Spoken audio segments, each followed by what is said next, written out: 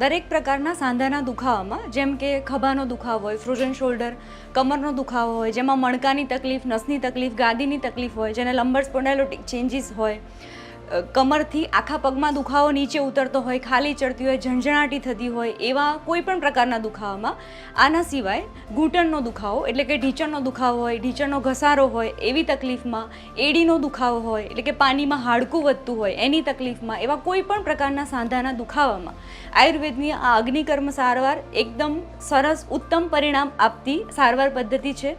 અને ખાસ એના સિવાય માઇગ્રેનનો દુખાવો કે જેને માથાનો દુખાવો આધા સીસી કહેવાય, 20 વર્ષ, 25 વર્ષ, 30 વર્ષ જૂના માઇગ્રેનના દુખાવા હોય એવા દર્દીઓને પણ આ અગ્નિકર્મ સારવારથી ખૂબ જ સરસ એવા પરિણામ મળી રહ્યા છે.